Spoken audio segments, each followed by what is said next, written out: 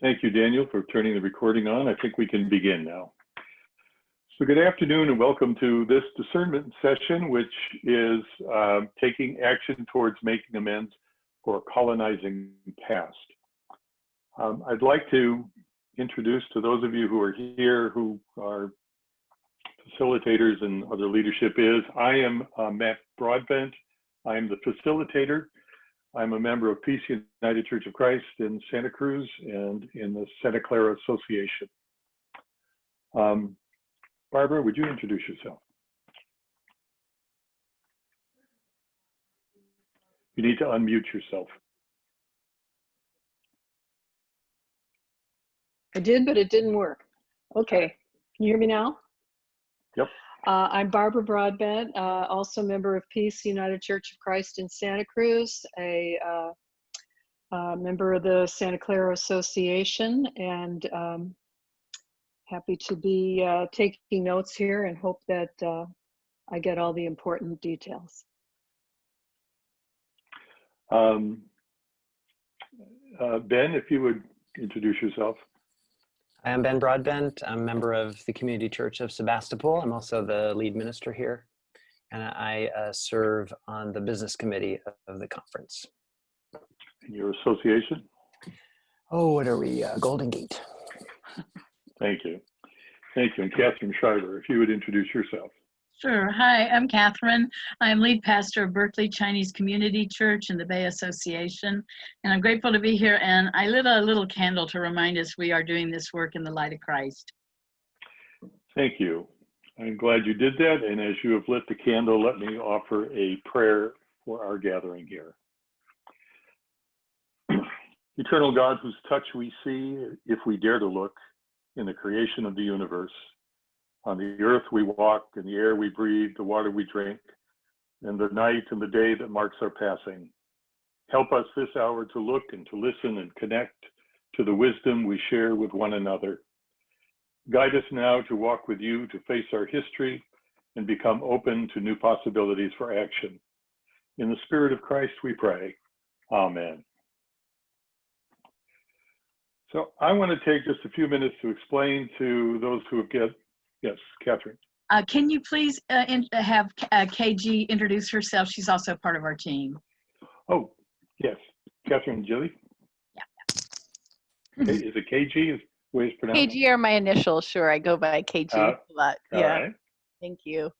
Hi, everyone. My name is Catherine, or KG. I'm a member of First Congregational Church of Oakland and was part of the team that reflected and prayed and worked together on this resolution. Thank you for having me today. Thank you. So let me explain the process, and we have a relatively small group, so we'll have time for discussion here. But this is, as was said before, is a discernment session, not a debate. We'll save that for the business meeting in a month. Our task is to fully understand the import of the resolution and its consequences for our conference.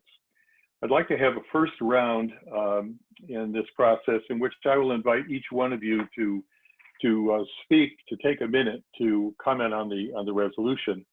And once again, as you speak, please identify yourself by name, church, and association. I think once we're through with that round, we can just go, we don't need to continue to do that. I say that because this is being recorded, and so these will be on record, and we can have this.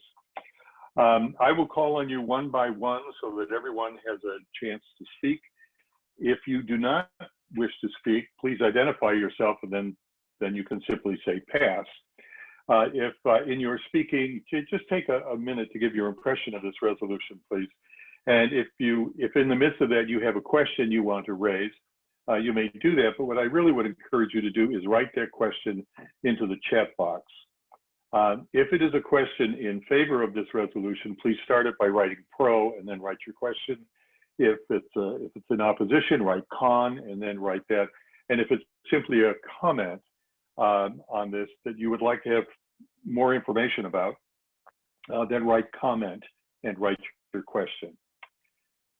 After each person speaks, we're going to just go in the practice of just taking a moment or two to take a breath and not rush to the next person, so that we can really listen and be present to one another. After everyone has had a chance to speak, the questions will be answered in the order in which they're posted in the chat box. Catherine Schreiber is our presenter today, and she will be responding to those. As we go on with this discussion, you may wish to add more questions in the chat box. That will be helpful. After the initial questions have been responded to, we'll open the meeting for further comments. It would be helpful to us if you would, again, it's a small group, so even a raised hand visual could work, but if in your participants icon, you will see there's a raised hand icon there, and you can click onto that so we can follow you and take you on in order, make sure everybody is heard. We have 1 hour for this discussion session. There is a second one if you want to stay on for further conversation about this particular resolution. At 1:25, I'm going to ask the recorder to give a summary, or whenever we've run out of things to say, I'm going to ask the recorder, Barbara, to give a summary of the sense of the meeting, and then ask for any additional comments, just to make sure we haven't missed anything that has been said, so that this can all be given back to the Resolutions Committee. And as I see, you're all practiced in the art of Zooming. You've all muted yourselves. So let's keep that practice until we're here to speak and for ourselves. So with that, I'm going to invite people to speak, and I'm going to look at my screen and I will name you, invite you. So I'm going to begin with Carol Manahan. If you'd introduce yourself and if you have any comments to make. Yeah. Excuse me. I'm Carol Manahan, and I'm the minister at the Community Church of Mill Valley, which is actually pretty recent. I just came there in February as minister, although I've been a member there for a while. My question is there a place on the NCNC website where I can see this resolution? The answer to that, I can see it. yes. If you went back to the screen on the website in order to get into this particular I went from room. an email. Oh, wait, now I see it. Okay. Yeah, you will see they're not listed findable if you go there to look. It's not the most obvious, but they're there. I've added the link to the chat as well. Posted in the accordion below. What is the accordion? Carol? Yes. If you go to the chat room, Ben has created a link for you. Okay, thanks.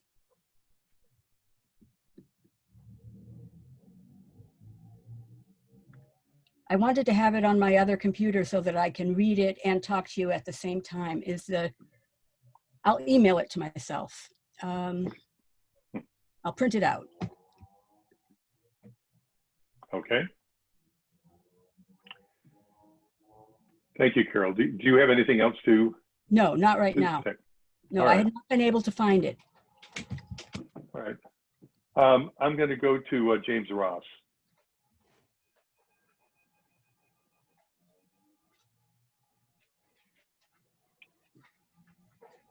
If you'd unmute yourself, James. Okay, thank you. Oh, well, we got Jim Ross. Okay. Go ahead, Jim. We got too many names that sound alike here. That's right. So let's go with James Ross first, Jim, and then I'll come to you. Okay. Sir. Okay, my name is James Ross. I'm the pastor of the First Congregational Church in Ripon, California, and I don't have anything to say right at this point. Thank you, James. Jim. Yes, hi. I'm a member of the Loomis Basin Congregational Church in the Sacramento Valley Association, and I'm very pleased to be with you and to learn a little bit more about this resolution. I have not read it, so believe it or not, I'm not going to make a comment. All right. Thank you very much, Jim. Tiffany, would you? Hi, my name is Tiffany Landry, and I'm a member at the Congregational Church of Sunnyvale, and I don't know what association that's in. Santa Clara Valley. Okay, thank you. Yeah, I read the resolution yesterday, and in reading the summary, it talks about the rematriating of an Indigenous-led organization. So I don't know what rematriating means. And also about facilitating the return of the land to them. I don't have a big picture of what that looks like. So I'd like to know a little bit more about those things. Thank you, Tiffany. Since we have others, Catherine, did you want to introduce yourself again, and do you have any question or any comment to make? Catherine. Hi, KG. I'm Catherine Schreiber. I'm the lead pastor of Berkeley Chinese Community Church. And I've been doing work with the local Ohlone people for about 18 years now. I think I'll just leave it there. Okay, well, we'll come back to you so you can fill in a little bit more of the history of this. Thank you. KG. Hi, everyone. Again, I was working with Catherine and others on this You're resolution. KG, and you're I'm part of the... KG, and I'm part of the Bay Association at First Oakland. Congregational Church of Oakland. Thank you so much.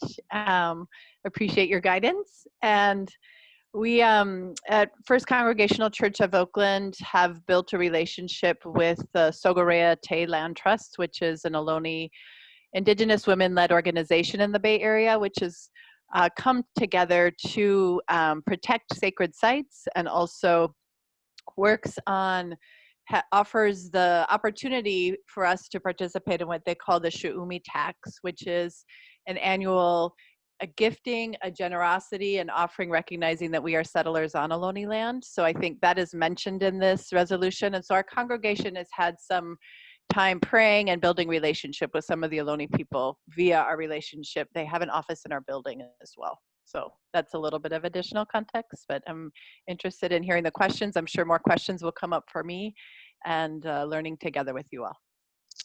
Thank you, KG. Ben, as long as you're here. Yeah. Well, I've had some time to look at this. Benjamin Broadbent. Sorry, Benjamin Broadbent, Community Church of Sebastopol, Golden Gate Association, Planet Earth. And I've had some time to spend with this resolution in a few of its iterations, because as part of the business committee, we looked through it.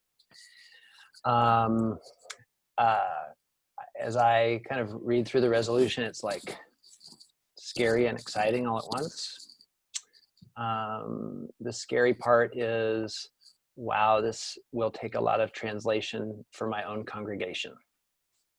Now, that's not a reason to be against it. In fact, that's what it would mean to be for it, was to say, yep, that work of translation is part of the justice work in the name of Jesus that the church does.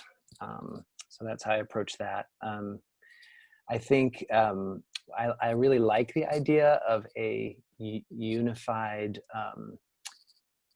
Thanksgiving weekend conference-wide offering. Like, I feel like symbolically that's like a beautiful thing we can do together in solidarity with one another as the conference, and in solidarity with the native peoples of this land who have been its stewards for generations. So I like that, the specificity of that. I think one question I had was around the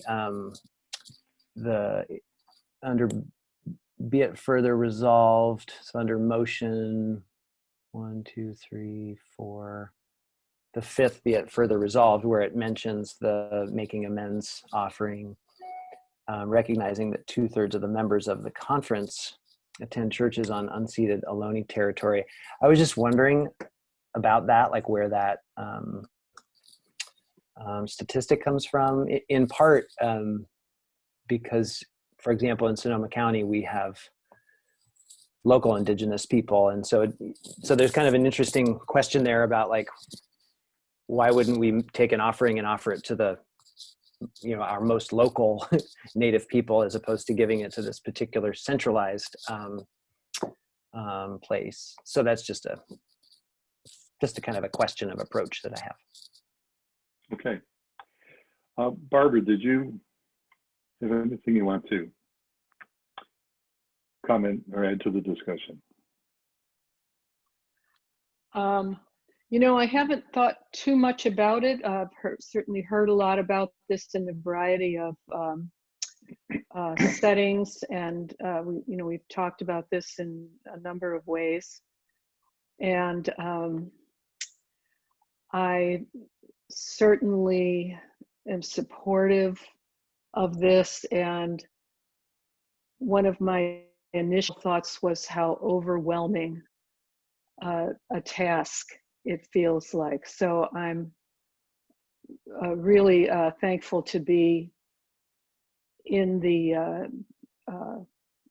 presence and company of the authors of this, who have the most experience firsthand with the people who are most affected and hopefully most benefited from this. And glad to be taking notes because I'm going to listen extra hard.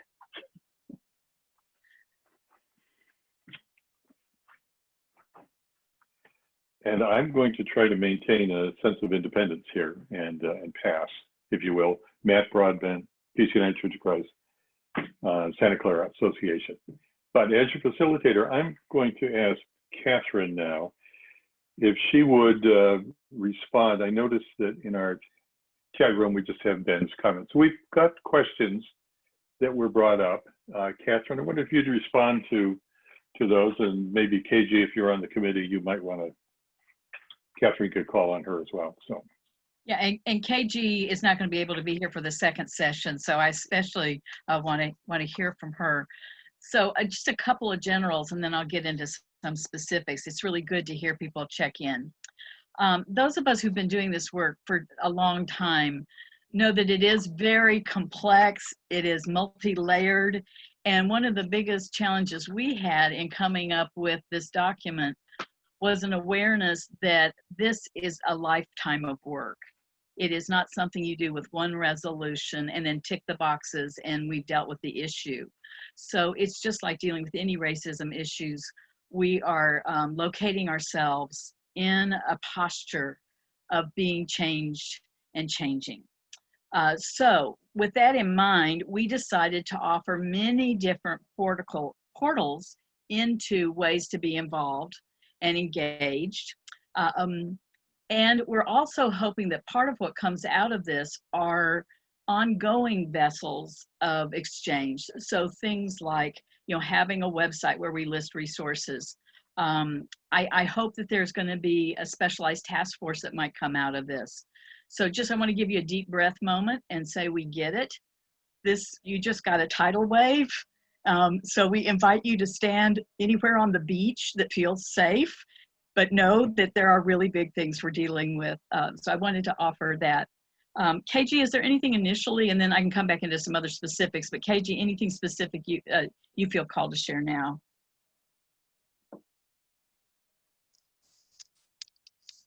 I don't think so, except for I really appreciate that spirit being brought forward, which it feels like the work is to be an ongoing dialogue, learning, reflection, and action. And a piece of this resolution is to do the storytelling.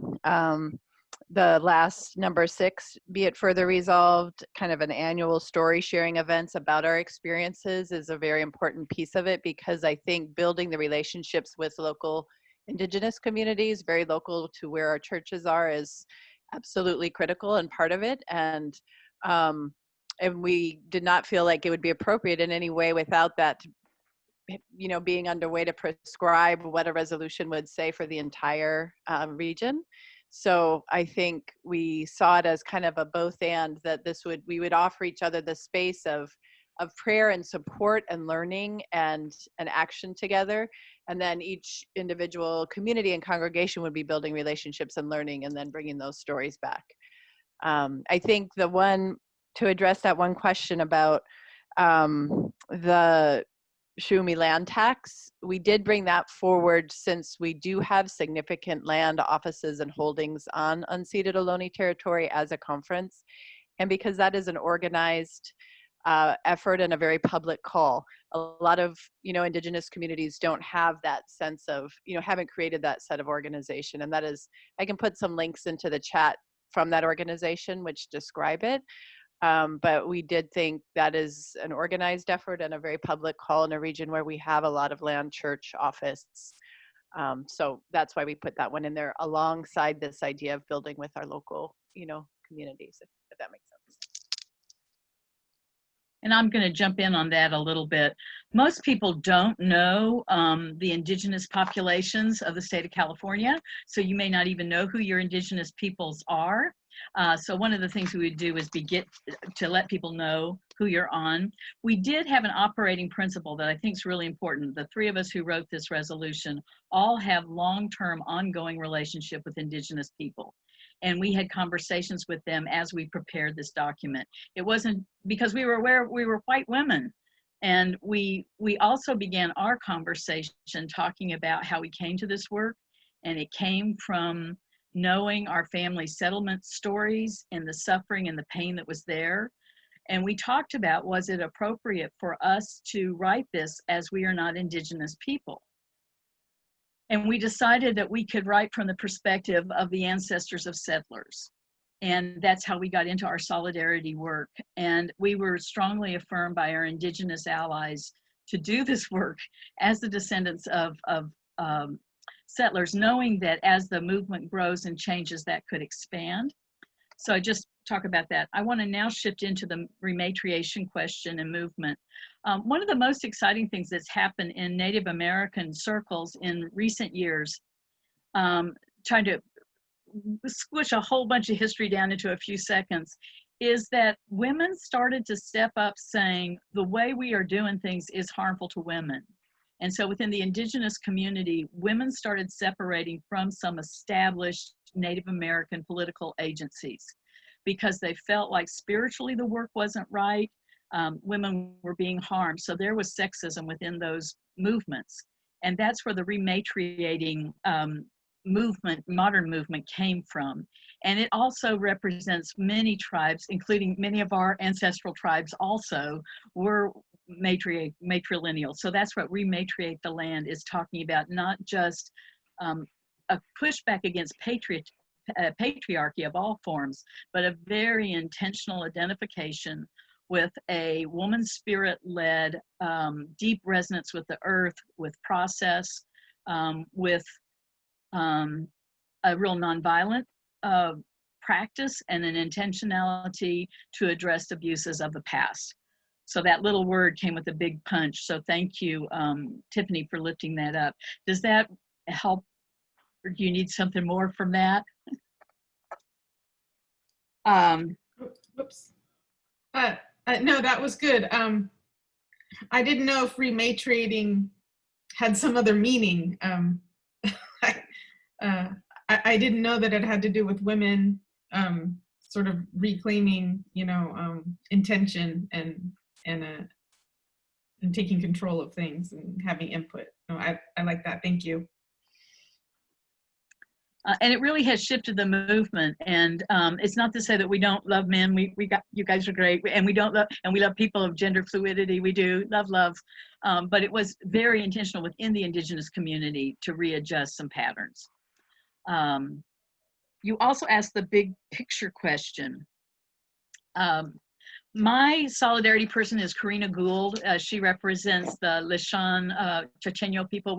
Karina and I've known each other for a long time. And so when I was sending her a little feedback on our discussions, I said, so what's your bottom line? And she said, give back the land. Now that doesn't mean everybody leave your buildings and hand your property over to the indigenous people. In fact, there's a wonderful link that I'm not good on the technology today, so I'm not going to be able to put it into the chat room, but she has done a beautiful little presentation that was prepared a couple years ago for the city of Berkeley. Some land that is ancient, historic, sacred land for the Ohlone people, especially for the Lishan band, has just this week received national protection, one of 11 protected endangered sites in America. It just happened a few days ago. And the vision for that land, right now it's a parking lot. There's been a lot of debate going on what will happen with it.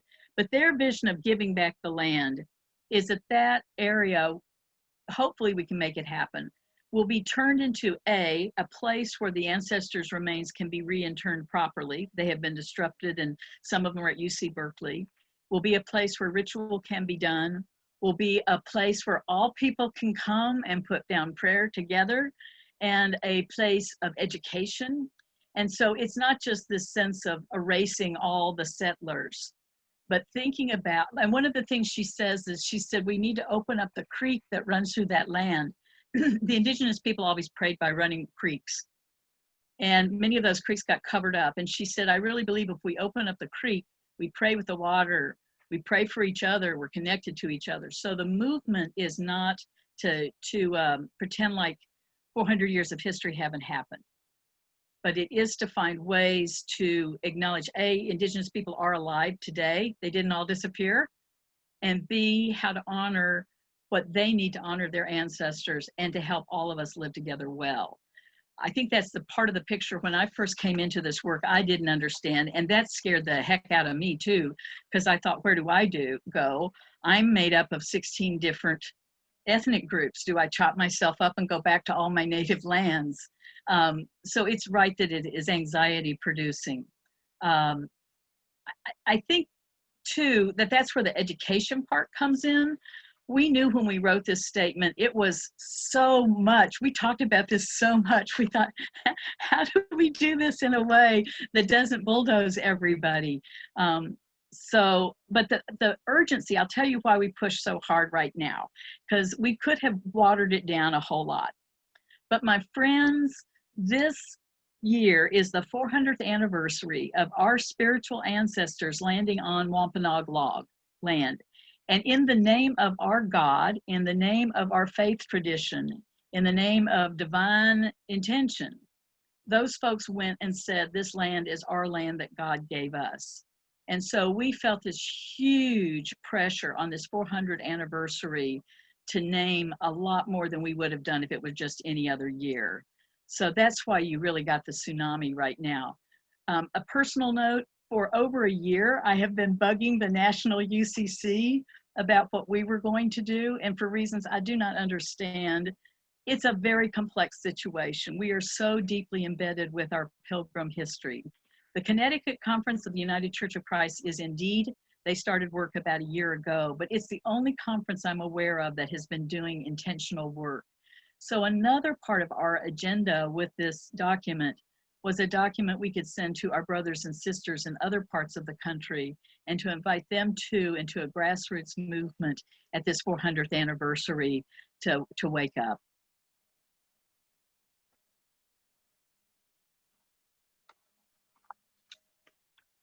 Any other, James Ross. Yeah, I kind of got interested in this when at one of our annual gatherings, we had a tribal leader talk to us, and I had a chance to talk to her during one of our lunch hours, and she told me about a few books that I could get to read up on this. But where I live out in the Central Valley is was part of another tribe's a group of people's land. They're called the Yakuts, and they lived up and down the Central Valley. And from what I've been able to find out, there's probably less than 2,000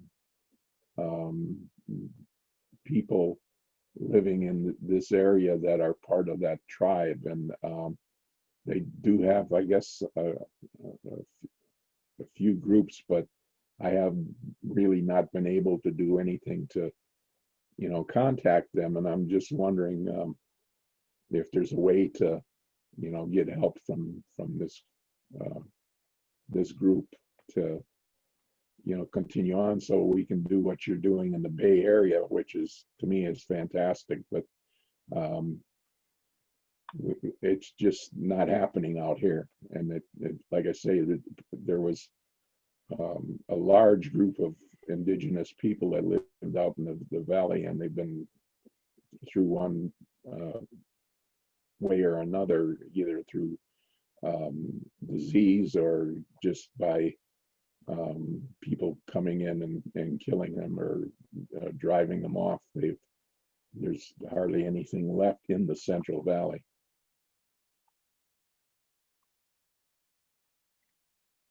Thank you, James. Comments, reflections.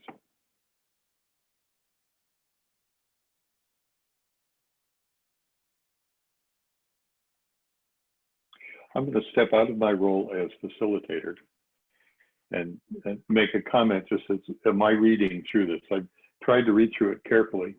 And though I'm a retired minister, I come at it through the lens of a pastoral ministry. And also a lot of years watching resolutions being passed by our conference that were essentially, they become somewhat meaningless in that they get argued over at an annual gathering, but in the local church it gets forgotten because there's other issues that are more pressing, like how are we going to heat the place? Will we have a minister? Will we have a church? There's some sort of immediate crises that they face. And I was glad to hear you say, Catherine, this is a lifetime work, and you talked about the decade you put into just learning about this. So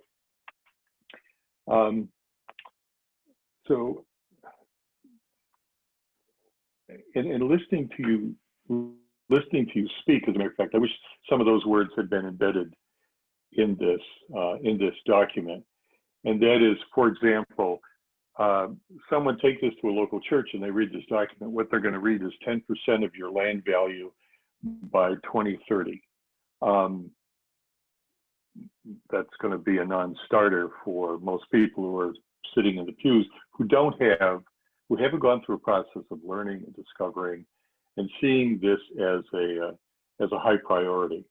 So my concern would be that I'm generally in favor of this. I'm just concerned about direction or how it's interpreted by the local church. Back to my facilitator role. Any other comments? Well, I do want to speak to that. Great. As a pastor who served local churches and has been solidarity work through at least 3 or 4 congregations, I actually lost one position because of my solidarity work. So I know this sucker is, and actually it was about identity as pilgrims. That was the thing that folks did not let go of.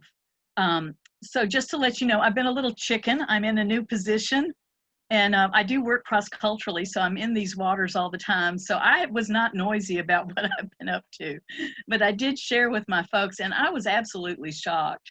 My leadership was so supportive. And I think maybe because of Chinese Americans, we know about racism. They were very curious. They did not know anything about the landmass, and that this property that has just been designated, we realized this week we are the closest UCC church to that sacred site. And so what I have learned about doing justice work in local churches is that it's really hard. It is really hard to say, here is a pronouncement, here is a thing, let's do it.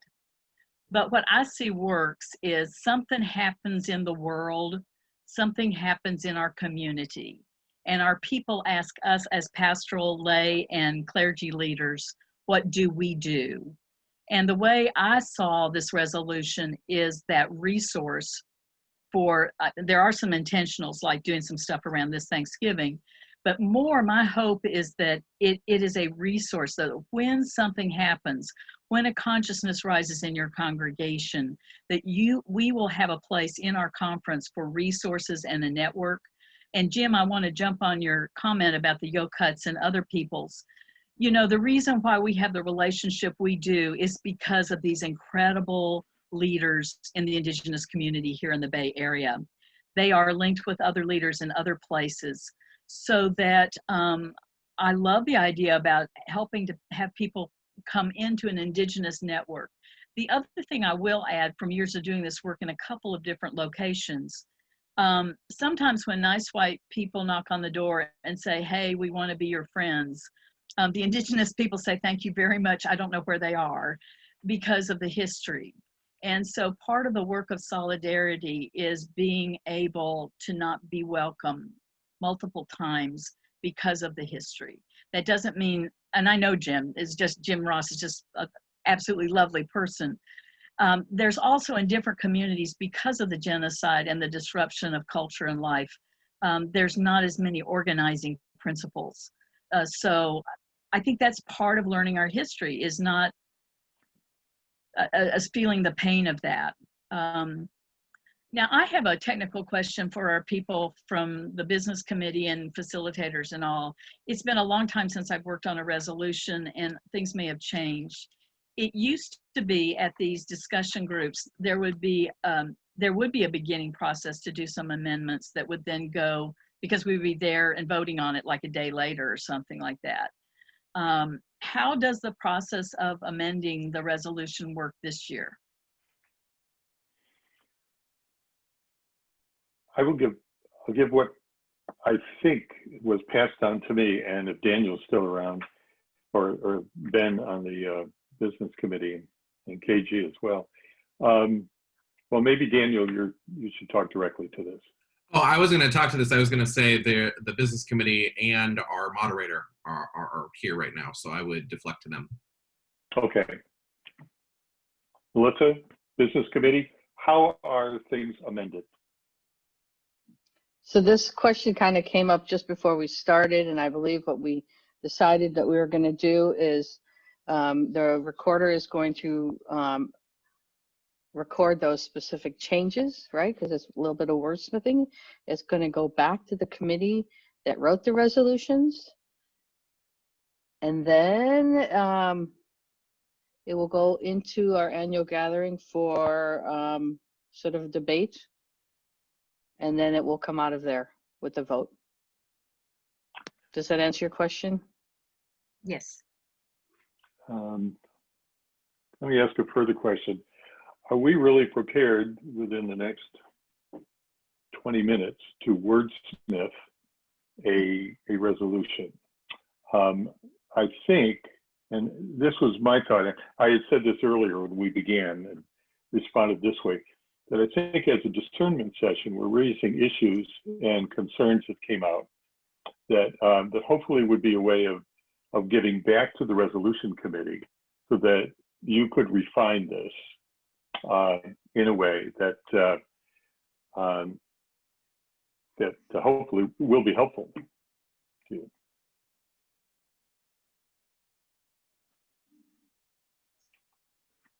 Carol Manahan.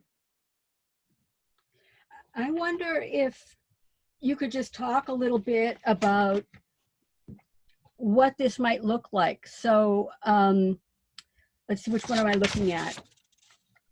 The one about tithing 10% of land ownership or land use.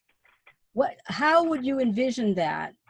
It seems to me there would be many possible ways that it could happen, but what are the kinds of things you envision there? Do you want to go, Catherine? KG is better equipped to answer that one, because I have a different answer, I'm sure. Well, you want to go? Okay, so we had a lot of debate over this. First of all, our mandate was to give specific actions. Remember, that was how this came out of Justice and Witness Committee, was no more big statements and rah-rah. Give us specific actions. Because I'm aware that different places, different churches, different situations, there's not going to be one size fits all. So the notion of tithe came out of our Christian tradition, that we tithe. So you're right, it is not specific. I think too, and KG, y'all were more on this specific thing than I was. I think there was also this awareness that there be a conference. This is a conference commitment, not necessarily, did I remember that correctly? Okay, so you're gonna have to speak to that. I can't. Yeah, I do think we prayed a lot about this one in response to some of the feedback from Indigenous people when we shared the idea for the resolution that land back is tremendously important and rematriation of land as a piece. So we wanted to offer something that encourages our faith communities and our churches to reflect and struggle on that piece as a very specific action rather than a broad statement. And we do think it's challenging and can be interpreted in many ways and needs to be done in relationship of, we imagine with this resolution, there's a lot of learning that we need to do within the United Church of Christ, many of us, about just the history of California, of our place, of who the peoples are who have stewarded this land for thousands of years and are living now, and our role in the settlement and displacement and violence against these peoples, as well as then building current day relationships and then thinking about what some sort of amends making and land back looks like in our specific context. In our context of our church in Oakland, it is it's an ongoing relationship and prayerful conversation between us and some of the Ohlone people who are officing in our church. And in the beginning, we did bring forward an idea of having kind of an amends making and reparations oriented statement and set of actions in our church community. And that process itself took quite a bit of conversation and learning, and wanting to also think about relationship with African American community as well when it comes to reparations, and think about what is amends making in the land. And each of these things is specific and in relationship with community. And we just are taking a step at a time. And I think that's what we were trying to encourage in this, is to have, yes, a concrete goal out there, not just we're going to build some relationship and call it good. Have a goal that there is injustice here, that there is amends making that needs to be part of a prayerful, healing, relationship building process. That's the reality. We're surrounded by that social context. Now we're in the middle of a land back social movement. If this is a justice and peace witness ministry, we're going to hear those calls from people across the lands. That is a piece of the healing process, we believe. So it is, I think it is meant to make us take a deep breath, because it's one very specific thing. It's very real that this is what Indigenous people are calling for. And it, as Catherine said, in my experience with Corinna and with Ohlone people in our relationship, they would like those to steward the land so that all of us who live here now actually have access and can learn and write a relationship with the land, which is an incredibly generous offering in my belief, given the violence and the history that we have. So I think it unfolds differently, different places. Right now in our church, we said, would you like to office here and not pay rent? And our trust isn't built strong enough. They would rather, they wanted to pay a smaller amount of rent per month. I think they've had significant hard experiences with white congregations and places. So we have a reduced rent relationship and a growing, and we come together and pray again and talk about what might a next step be. This last year it was, can you put during the month of November signs that folks should pay this Shuumi tax or should pay attention? Would you do it on your marquee? Would you, use the name of your church for a pro-Indigenous cause? And that didn't cost us. We actually do rent out our marquee. So it could be, we didn't charge to use the marquee. We put it forward. So it's very emergent, but it is concrete. I don't know if that's helpful. That's helpful. One of the things I'm wondering is, you mentioned that the 10% comes from our Christian tradition of tithing. Was it they who asked for 10%, or what? No, and maybe that would come back to us and folks would say, that's an odd concept. How about we think about it more like reciprocity? And I think our hope is to move, rather than 10%, but we wanted out of our Christian tradition to bring forward, this is something that we do out of our faith tradition. And we commit a certain percentage to the love of God and the love of Jesus Christ and building beloved community. So this is an offering that comes from a grounded place within our faith tradition and can be molded, I think, by the relationship. Catherine, I don't know if you want to. Sure. And again, I want to put this in the umbrella of context of this moment in history. We're coming up on 400 years of this mandate of Christians coming to this land and saying God gave us the right to have this land. So and then here in California, if you know any California history, you know the role of the Catholic Church, the Spanish Catholic Church, and the missions and all that. So we live in our context. So on the one hand, we're talking within our community about our tradition and our UCC ways, but we're interacting with a population that has experienced Christianity in lots of different ways. So that's part of what we're working on. And I'm just going to throw in here a little thing I had. And again, we're just trying to figure this out. So that's why it's a process. We know that there are properties in the conference that are being considered for liquidation. That's just the reality of the church today. And so one of my hopes would have been that the resolution would have included some kind of a statement that all UCC owned properties, if they are beginning to liquidate, might consider a way of working within local indigenous people to somehow let that liquidation include some sorts of benefits. I think too, what I'm learning from Karina and the group of Janelle, the whole little group of women who are doing this work, is that there is not one path. We just take the opportunities we can take. Like, we did not know this national preservation designation was going to come. This was a big deal. So Karina and I will be talking next week about how we can support them in that. I think the question though, and Carol and all of you think about this, we just wanted to put some tangibles into this statement. And so we worked out of our tradition, knowing that we were speaking into trying to craft a different Christian response to the land that has original ownership. It's not an easy thing.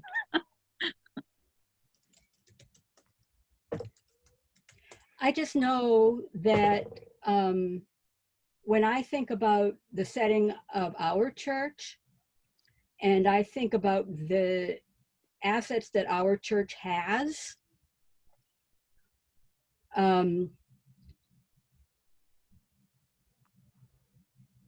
think if I said something like this, it would be it's utterly confusing to me, but it would be extremely confusing and upsetting to the people with whom I minister. This idea that, not that they wouldn't want to, it has nothing to do with their wishing, but if you know the Community Church of Mill Valley, it sits on not a big, but a decent sized piece of land in the middle of Mill Valley, which is one of, the most expensive places in the country, in the conference. And we rely for our budget on renting out property, which isn't currently being rented out. And so to have something like this come at this moment when we're not making our budget, when if we even tried to put a price on the property and tried to say, what does 10% mean? If we're talking about use, that might be different, but as it stands, we're relying on rental to keep us there. So I don't see bringing this would be a constructive conversation starter for us at this point. I really appreciate the timeliness factor that you're lifting up, Carol. We did put into the resolution that the goal would be to do something by 2030. It says 10% by 2030. Yeah. Well, right. So we did know that you couldn't just say tomorrow. But the committee will take that. We're hearing that. I think it's safe to say the committee is hearing you, that you're scared that this will, let me say something back and you see if this is matching for those of you who are feeling the anxiety. the concern is that that specific content, that thing about 10% land ownership or use of the local community by 2030 is such a big, huge concept, scary, vulnerable, doesn't match what we think we're going to be able to do, that section of the resolution might be so volatile that it would prevent other parts of the resolution from being effective. Am I hearing that, or correct me? You are. Now, it isn't to say that there aren't ways to talk about sharing the property that we own, exploring ways of sharing the property that we own, etc. But to put a quantity and a date on it is not helpful. If I could give a quick response to that, Catherine, which goes back to my original statement earlier, is that I was very excited when you talked about the land use, finding this designated spot that that was sacred to the particular band of people, the shunned band that you were dealing with. That's very exciting, kind of specific sort of thing that churches could get behind. But to turn to a church and say the conference is, and it's, and you know what local churches say about the conference. The conference says you need to put 10% of your land value towards this is going to be a non-starter. To say we would wish that churches could be involved in becoming allies with native bands in our area to help them preserve sacred sites and help them to develop that. That would be a very exciting kind of process, and probably could access some of the resources that are available in our churches. And I'm talking about financial and professional. And even to say, find ways to share our sacred sites, such as, and give some examples. Well, and that, and I've served 2 churches that have hosted Indigenous events of all different types. Right. Okay. Well, we'll definitely, I'm so glad KG got to be here for this discussion. Yeah, thank you very much. You've given us a lot of ideas. And you're welcome to shoot us some emails. Our email addresses are on the resolution, so you can communicate with us directly. Mm-hmm. I would also want to suggest that there is a feedback to the conference called AG Feedback at ncnc.com. See if I have that right. Yes, at ncncucc.org. Maybe I'll ask Ben, who's on the business committee. Could you type in that feedback loop? Here it is. Thank you. Did it already. It's in the chat. So I have a comment. So I've only been in the UCC church a little while, so the words pilgrim, I'm not attached to them. Changing the names, I don't really care. That doesn't, hurt me in any way. This financial stuff that people are saying, it seems to be focusing on we're losing something. We're going to be asked to give something up. I think the whereas statements maybe are hinting at, well, what are you gaining from doing this? So I don't know if there's any way, and I don't know if this can be amended or changed. If are they resolved? Yeah, the be it resolved statements. If there's any way to maybe bring in a reminder in each of those of what's being gained by doing it, that might make it more palatable. I don't know. I really appreciate that, Tiffany. Mm-hmm.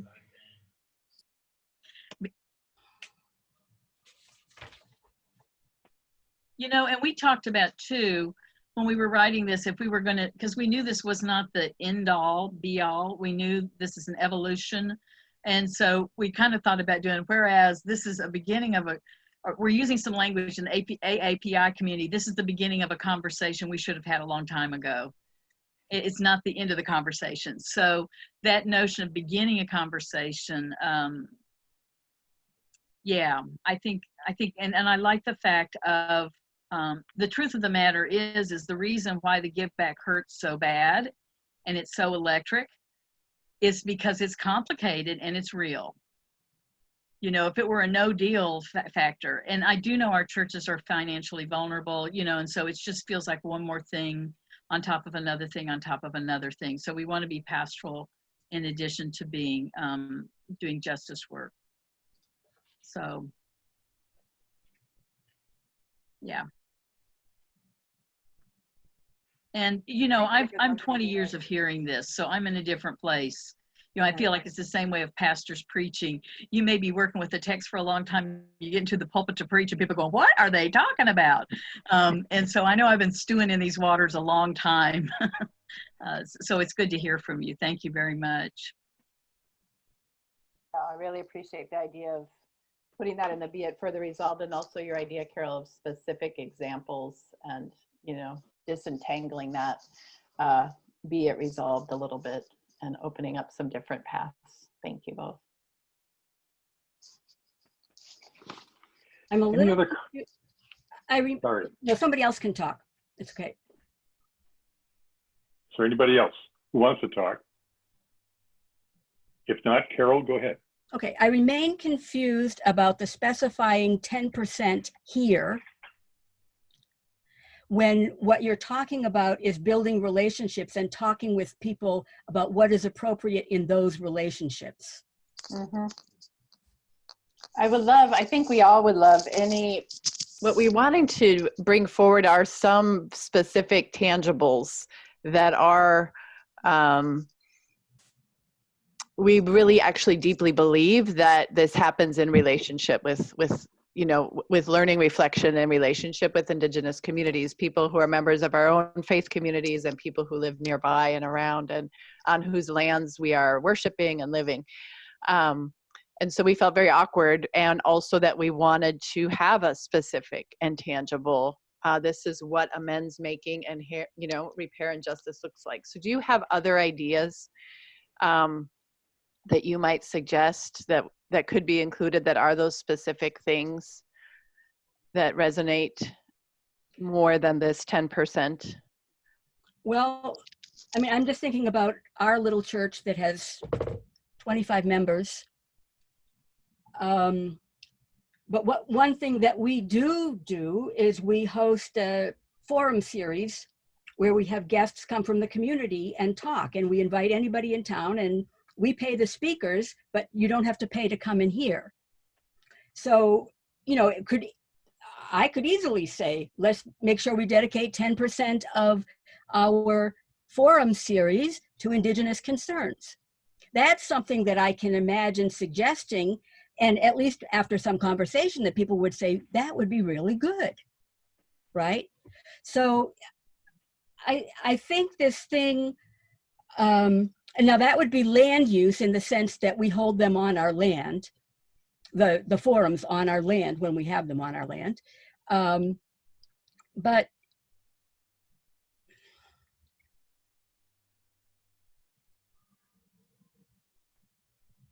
oh, let me just say one more thing and then I have nothing else to say. I feel belittled here by being told that I'm just responding out of fear. And if I told my people that they were just responding out of fear, they would probably say something similar. You might say that I'm responding out of lack of understanding or surprise or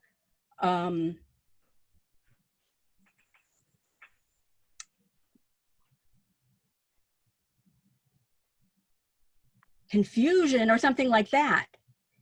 But I do feel belittled in this conversation.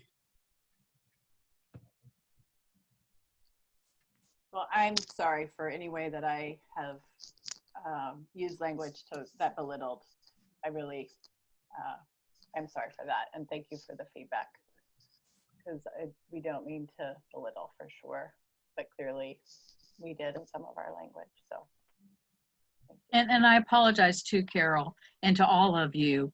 I am working off of experiences with other congregations and other experiences, and I may have filled in blanks that I should not have, and so I apologize for that. And I am grateful that you were comfortable enough to share us your experience, and we will hold that. Ben, did Let I me see your take- hand up with the specific? I'm sorry. Yeah, I'm sorry, that is not my role. I facilitate too much. Sorry. I know the facilitator. He'll be okay with it. Mike, you were asking about a concrete. I mean, one concrete thing would be to like make contact with a local indigenous organization and have a conversation, a series of conversations about things like the land back movement and so forth. That's something that I think some people in my congregation could get behind immediately. There's like an opportunity there, an invitation to enter into relationship, because I anticipate the same kind of pushback that Carol's described. And I kind of understand it as you describe it, like what's meant by that, but I don't think the way it's written in the actual resolution, I don't think it conveys the intention there. It feels like a levied obligation rather than an invitation into learning more, exploring more, building relationships. And I think maybe more could come out of those conversations with, our actual neighbors who are indigenous people than out of an obligatory. And I know you don't mean it as obligatory. It should be life-giving, but I'm saying it should feel life-giving rather than obligatory. And I think that encouragement to build those relationships would do that. Okay, I'm going to call time at this point. We want to have a chance of doing a bit of a summary. I don't know, Barbara, how you're feeling about that.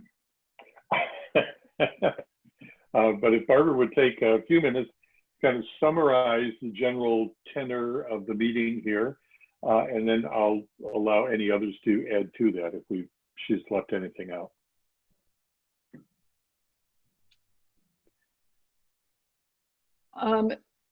In a very short way, and I have a lot of notes about specifics. In a short way, I guess that I would say the best way to take all of that has been expressed here, both in the draft and then in our responses, is that we start at one place, and that by kind of defining what we're talking about, and then expressing one, because I think when I first read it, my concern was that it would be received with negativity and defensiveness in a number of ways in local churches. And then as we talked about it here, I really saw a change to opening up further dialogue, so that it's the difference between making demands on people who are ignorant of the situation or who have something great to lose, and that's all that they can see, and to put this in a way that it opens dialogue, and it makes an offer to that part in each of us who would rather not live with the lives of others hanging over our heads, the wrongs done to others hanging over our heads, so that we can feel some freedom from that, which is, I think, something that not only just releases us from guilt, but also brings us together in our common humanity.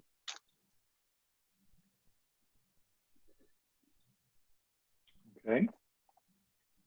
So what else needs to be said about that in summary of our discussion? Does that capture the tenor of our discussion?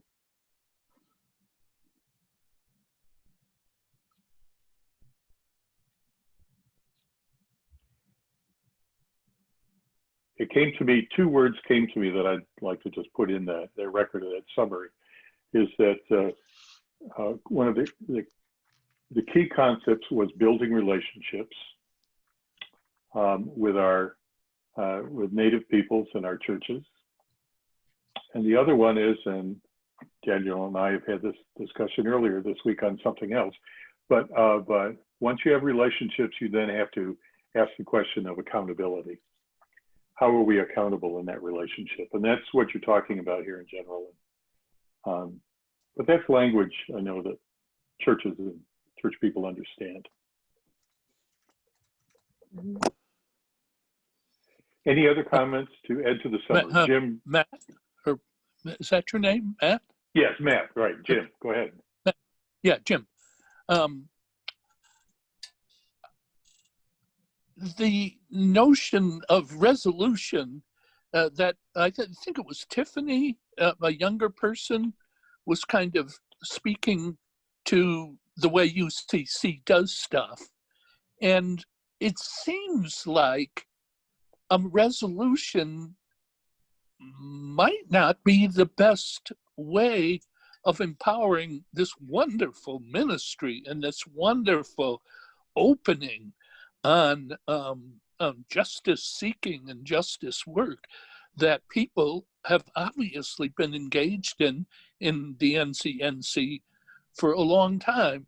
And I hate to think that just because we feel bound by the notion of, well, the UCC does stuff by resolutions, that we kill a wonderful ministerial egg or destroy a wonderful ministerial egg, because hearing these stories of what's going on in our conference with Indigenous people is an incredibly wonderful thing. And to have a minister in Mill Valley feel that she not only can't really participate in that joy, but feels threatened by it is not the outcome we want. I don't want to dump on somebody's hard work of putting together a resolution, but anyway, that's my comment. Yeah. All right. This is to give back to that committee. Thank you all for your words. Is there anybody else who has something to say? Just to say, Michael Vossler, UCC Petaluma, just to say what a great struggle and what a wonderful time for this struggle.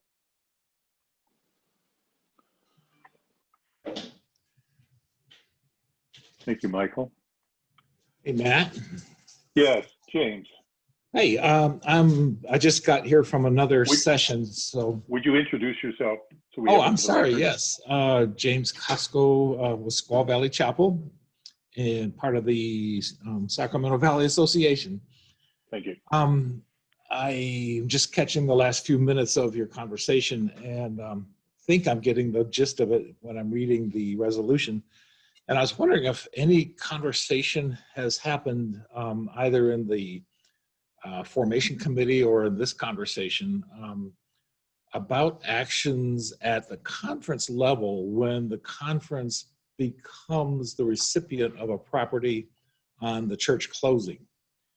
That instead of a token percentage, they would be in a position to wholesale give that property to a designated sort of cause or organization. I'm going to respond and say that was responded to in part, as brought up as a suggestion. But Catherine, I'm going to give it to you, and we're just about at the end of our time. So thank you. So just very quickly, James, yes, that should be one of the things we'd like to have considered. So we will add that as a bullet point. Great. Well, we want to thank the committee who wrote this resolution, those of you who participated in it, those of you who have come, thank you for sharing and asking good questions and giving heartfelt responses. And I think we are at the end of our time. We can take a break for 10 minutes. We will resume this this session again at 2:45 if you wish to return or find another resolution to worry your way through. So thank you very much for all being here. Thank you. This meeting is being recorded.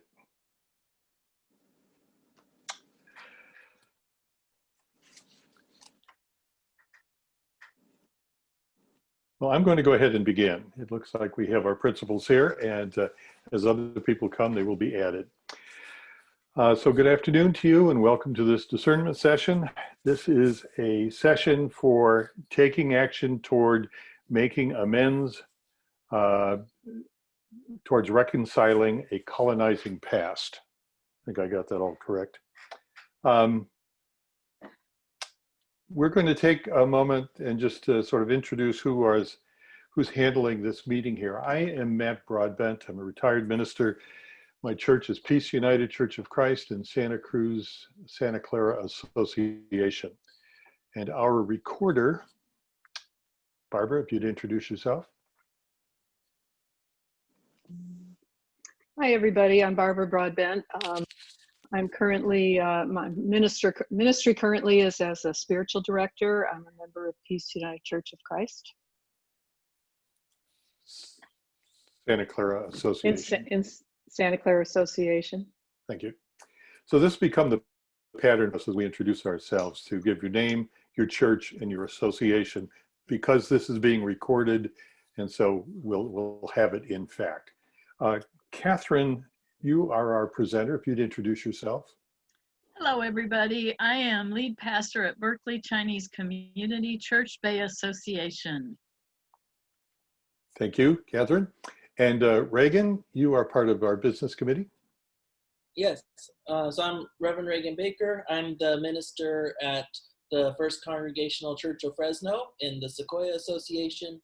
I'm also vice moderator for the conference and serve on the NCNC Council, and I'm a member of the business committee here to help Matt today with making sure that everyone's questions get acknowledged and responded to. Thank you. So as we begin, let's take a moment and be in prayer and call in the Spirit's presence among us. Eternal God, whose touch we see, if we dare look, in the creation of the universe, on the earth we walk, the air we breathe, the water we drink, and the night and the day that marks our passing. Help us this hour to look and to listen and connect to the wisdom we share with one another. Guide us now to walk with you, to face our history, and become open to new possibilities for action. In the Spirit of Christ we pray. Amen. So, and thank you, Catherine, for lighting that candle. Let me take a moment and explain the process of this next hour. This is a discernment session and not a debate. We'll save that for the business meeting in a month. Our task is to fully understand the import of the resolution that's being presented and its consequences to the conference. In this first round of our process, I will invite each of you to take a minute to introduce yourselves and comment on the resolution. As I said, as you speak, please give your full name, your church, and your association. After we've been through that round, we won't have to do this again because it will be on record. I will call on you one by one so that everyone will have a chance to speak. As you do so, you may speak to the resolution, or if you have nothing to say at this particular time, you can just simply pass after introducing yourself. If you have a specific question you would like to have answered by our presenter, Catherine Schreiber, please, best chance would be to put it into the chat room.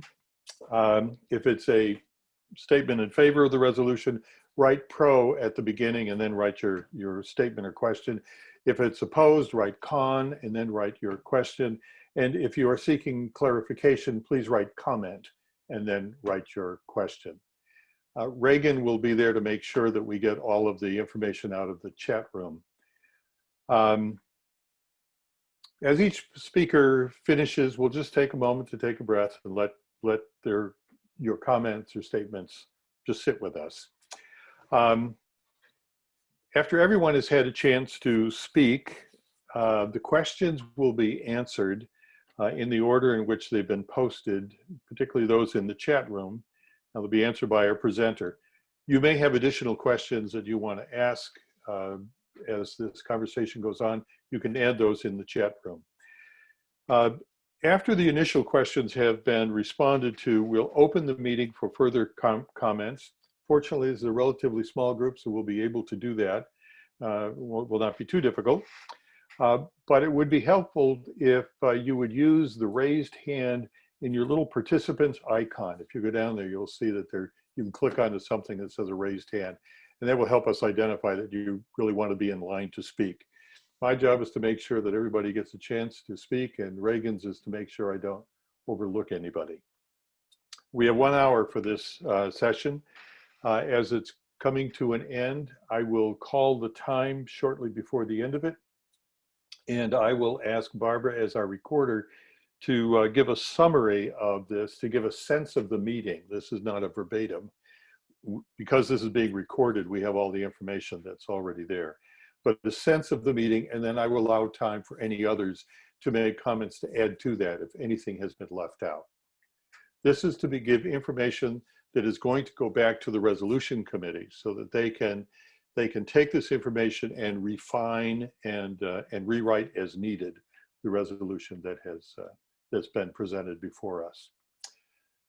So with that understanding, I am going to go ahead, and all of you are, once again, our able Zoom user. We've all become good at this, so everybody has muted themselves already. I will invite you by person to introduce yourself and either make your comment or to pass on. So I'm going to begin with you, Jim Ross.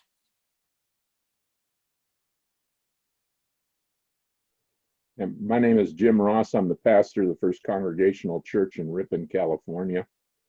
And I've become very interested in this whole proposition of giving back to the peoples of this, the original peoples of this country who had their land stolen from them. And that we should seek ways of redressing the wrongs of our ancestors. So this is one of the reasons why I'm here today. Thank you, Jim. Darlene.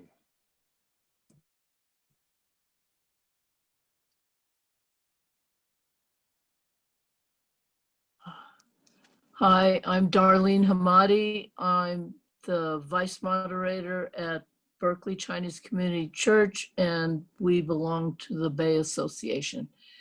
And I'm interested in just learning more about this resolution. I think I'm going to vote for it, but we'll see. Thank you, Darlene. Kevin Omi.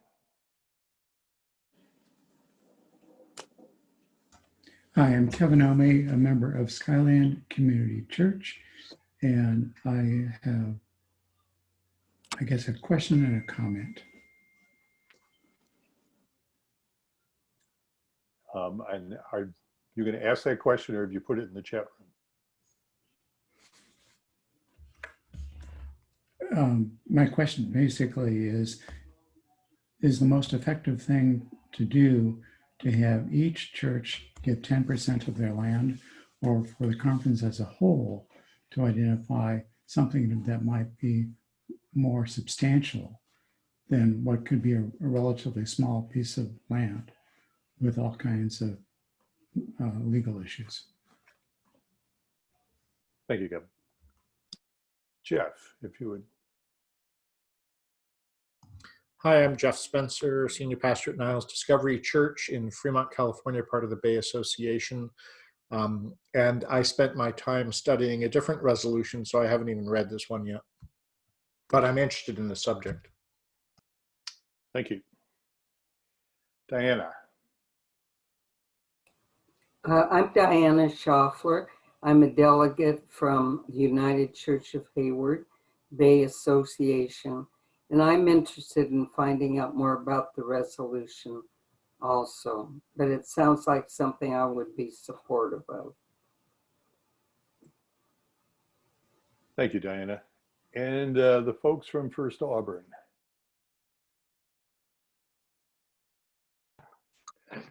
Hi, I'm Ken Moore. I'm the moderator of the Auburn Church, and my wife Susan is with me.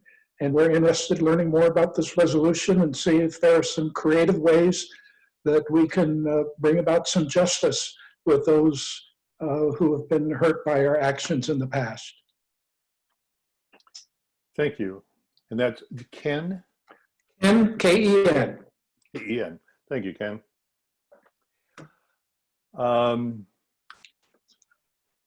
Michael and Francis Dack. Hi, we're members of Parkside Church in we're members of Parkside Church in Sacramento, Sacramento Valley Association. I'm a retired pastor, and Francis is a retired school teacher. And I'm a member of Committee A, Committee of Ministry. Do you have a comment or a question? Yeah, thank you. I've just barely skimmed the resolution, so nothing at this point. Okay, thank you. Michael Vossler. Yes, Michael Vossler from United Church of Christ, Petaluma,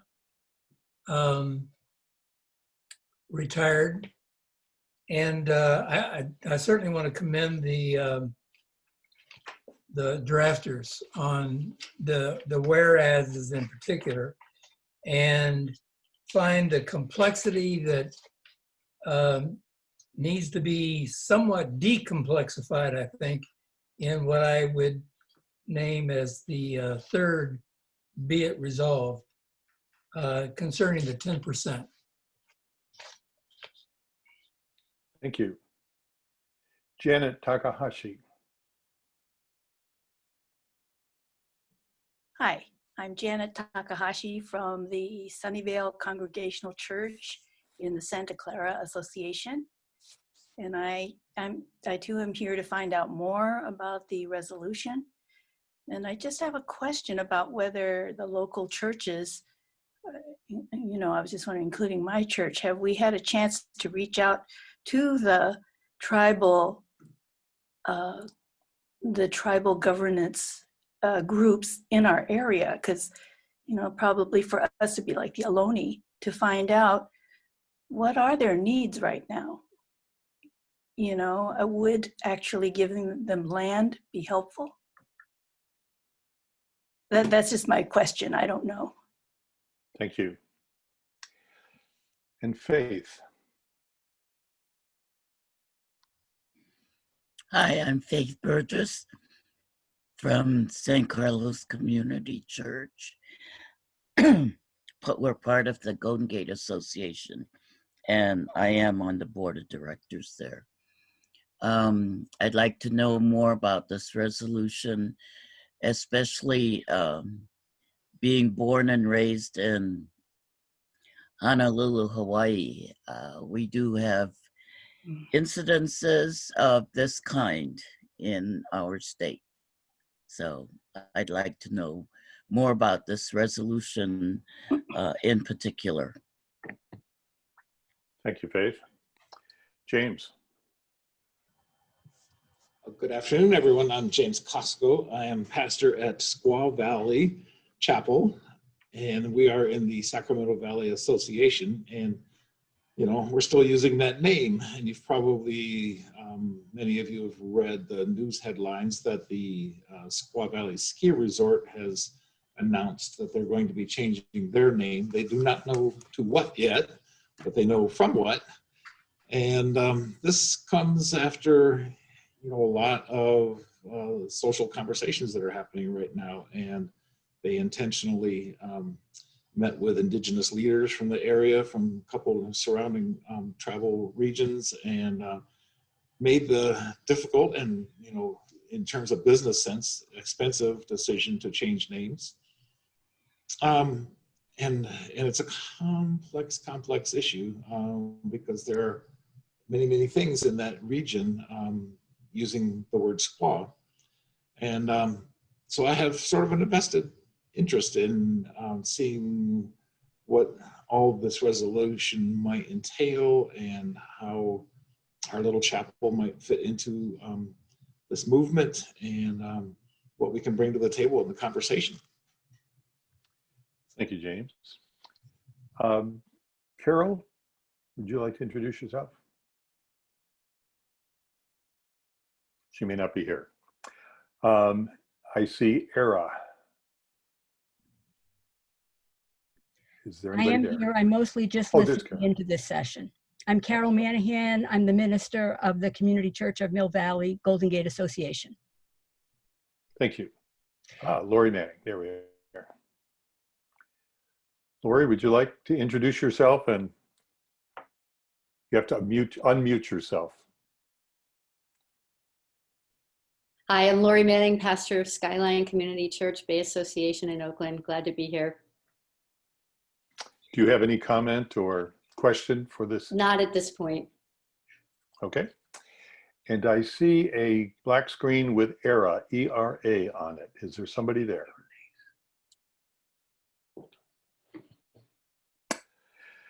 Maybe later in another era. Okay. So let me just do a quick look at our chat screen. So Catherine, let me address these questions to you, and also Daniel, you may have a response here as well. First from Jeff Spencer. If we have specific recommendations for refinement of a resolution, to whom should we address an email? Catherine, do you want to answer that? That was answered in the chat box on behalf of. Oh, okay. I see that. I'm not reading fast enough. So Reagan said, yes, you can address your questions to agfeedback@ncncucc.org. Please, everybody, pay attention to that.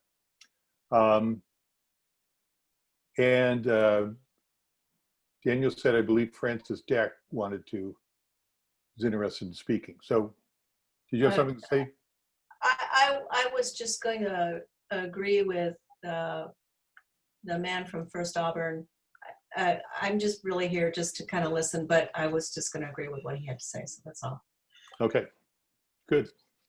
Thank you. So Catherine, I hope you've jotted down some of the questions that were up. So I have been listening, and for those of you on this call, this is the second session, so we always learn as we go. So I'm going to start with a couple generalized bits of information that might be helpful, and then move into some specifics.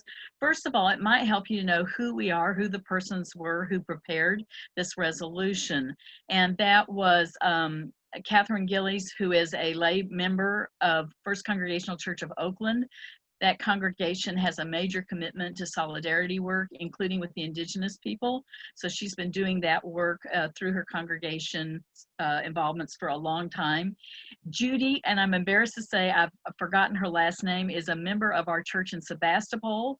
Judy she Hawkins. Also, what? Hawkins. Hawkins, thank you. She uses a different screen name, so I didn't think that was her real name. So Judy Hawkins has long-term relationship with indigenous people there in the Sebastopol area, but other places too. So she has a long investment. And then I have been in relationship with the Ohlone people, different bands, for at least 18 years. So we also started our conversation we were, I'll back up a little bit. We were asked by Justice and Witness Ministries to come together to write the resolution. We were not self-volunteering, we were asked. And our first conversation was, why is it that 3 white women are writing this resolution. And we discussed the appropriateness of that.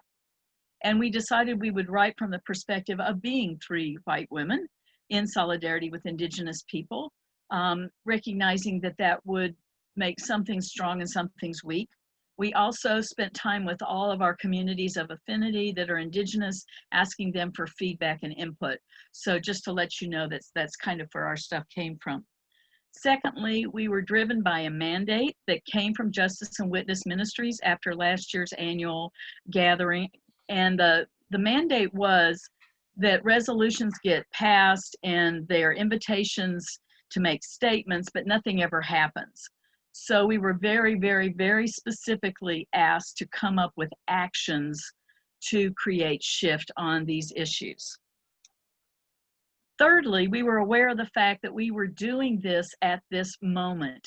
This year marks the 400th anniversary of the founding of European settlers on the Wampanoag land, our spiritual ancestors, the Pilgrims. And because of the timing, we got invited to do this a month and a half ago. It's been a very short turnaround. And we knew the turnaround on annual gathering, and we knew the date of Thanksgiving. So we have kind of come into this really quickly, trying to come up with some stuff. And we ended up being overwhelmed with trying to figure out what to share, when, where, and how. So I just give you that. So we know there's a lot in the resolution. There are some very specific actions that were suggested. We've got some good feedback in session number 1, which resonates with some of what I've heard. And then I'm going to do another footnote that I wish I would have done in the first one. KG spoke about this a bit. In the Indigenous communities across not just America, but in other places too, there is a movement going on right now. It's called the Land Back Movement. And very specifically, Indigenous people are asking for people to give land back. So that was that came from Indigenous community, not from us. But it's a complicated thing, and we'll unpack that a little bit. So that's just a little over picture. Before I go to specific questions, does anybody have any other questions, comments about the over picture I just gave you? Okay, I'm going to keep rolling then. So this came up, I heard this in 2 of the questions, well, actually more than that too, is the question of the whereas state, not the whereas, be it resolved that, sorry, here we go, be it further resolved that. And it was that, it was the paragraph that said, I'm going to read the whole thing for those of you who may not have read the document. Be it further resolved that we call on the churches, organizations, and outdoor ministries of the conference as part of their commitment to actions toward making amends to tie 10% of their land ownership or land use to the local Indigenous communities with whom they are fostering relationships by the year 2030, to continue learning and dialogue about the land back movement led by Indigenous communities, and to report their progress toward the goal using anti-racism accounting tracking database.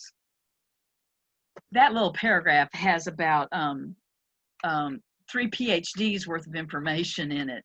So what we realized in the first conversation, and I'm hearing from others, is that because there's something very specific in there, that 30% of land ownership or land use and giving that back or doing something by 2030, the specificity of that line in the resolution has created a great deal of discussion and concern.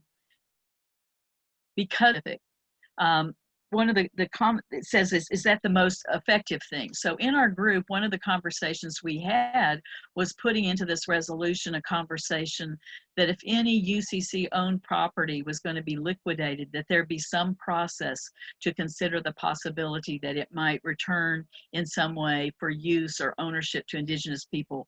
We took that specificity out of the original resolution. So Kevin, that was your question. It's why was it put on local churches? And actually, if you read the whole sentence, it says to the churches, organizations, and outdoor ministries. So our idea was that it wasn't just local churches, but we are hearing that what people are hearing is we are asking local churches to give 10% of their land wealth to the conference for indigenous purposes by the year 2030.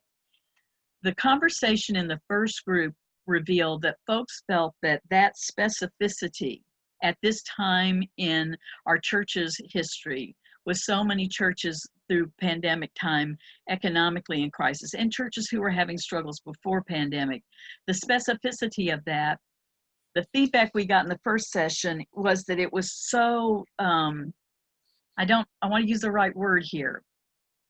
It was of a nature that people would fixate on that or be concerned about that, concerned about directive from conference, concerned about inflexibility, maybe some other things, some people may want to speak to this, that it would stop conversation about all the other stuff in the resolution. So we have definitely put a red flag on that part of the document. Another person said about local churches reaching out to indigenous communities. Again, one of our goals was that all this work be done in relationship, and part of the feedback I'm hearing is that we probably need to increase some content in the resolution to focus on relationship building being very central to any work we do. Some folks had said, you know, why did you do the 10% land back? Didn't you? That really did come, not the 10%, but the land back came from our allies' feedback. So as I told the last group, one of the things we're learning in this process, the three of us who wrote this resolution, also with help with Sharon Fenema, have been doing solidarity work with indigenous population for decades. And so we were starting with an disadvantage in that we had been a part of these conversations for a long time. What we're hearing from our brothers and sisters today is that if you are new to some of these conversations, some of these ideas are really big, and that we may want to look at some ways of adjusting some of the language and some of the suggestions. I kind of clustered a bunch of things together because they felt interconnected. So I'm going to pause there and see if there's some more discussion that needs to happen.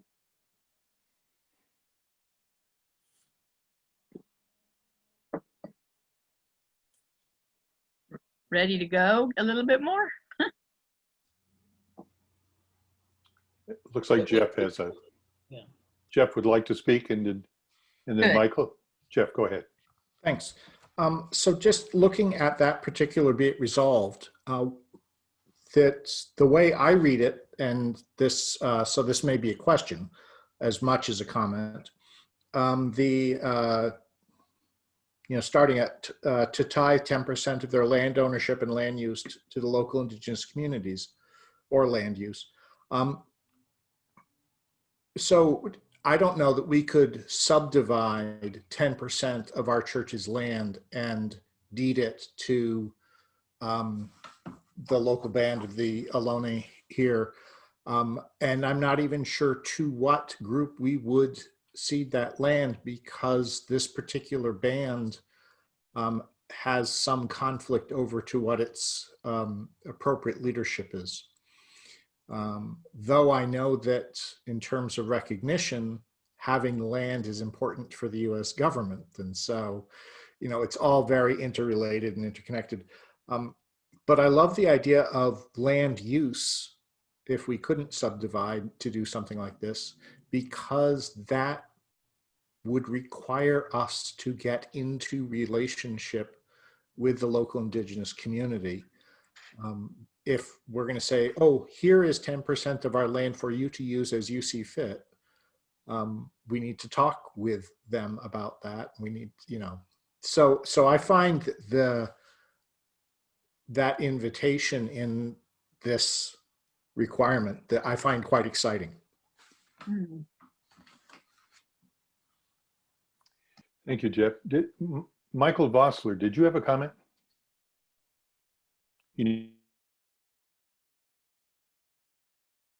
Examples of a church implementing that particular kind of concept. Yeah, I'm going to speak for KG right now. the First Congregational Church of Oakland decided some time ago they really wanted to live in action, solidarity, and allyship. So they approached some Ohlone indigenous leaders and said, we would like to give you some space to use. They just said, here we go. And they said, you know, we've had really bad experiences with churches saying, here you go. We don't want free usage. We want a contract. We want to pay rent. And they pay a lesser amount. But that's what that relationship part is. It's not like, because you're just recreating colonialism if you say, this is what we're going to do for you. Mm-hmm. So yes, all this should come out of relationship. Relationship can happen in lots of ways. For example, Diana Schaffler can remember very well down at United Church of Hayward when Indigenous folks were doing the shell mound walks around the San Francisco Bay Area to educate people to the fact that Indigenous people in the Bay Area were still alive and to go to the sacred places. They would stay overnight at the church, and there would be meals, and it became such a sweet experience that they then designed the walks to go through South Hayward every year so that we could spend time together. And that was a practice that we brought to First Congregational Church of Martinez, also hosted. So there's things you can do that way. I want to speak to the 10%, where that came from.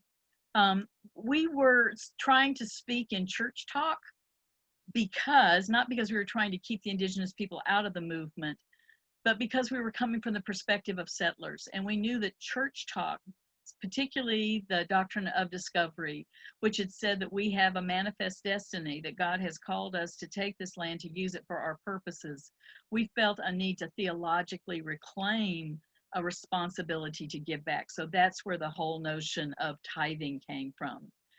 What I'm hearing from a lot of folks is that it turned into a number that was going to have to be calculated somewhere. So that sounds like something that could be worked on.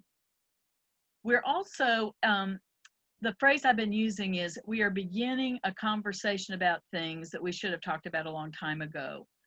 So these are complex things. We knew when we were working on this that this is not something that's going to be done in a year or in 10 years. This is lifetime work. But because the 400th anniversary was coming up, we just squished a lot of stuff into this resolution. And that's why the feedback's so helpful, for us to hear what it sounds like to other folks and what's helpful and not helpful. And you know, James, I want to follow up on your comments about Squaw Valley.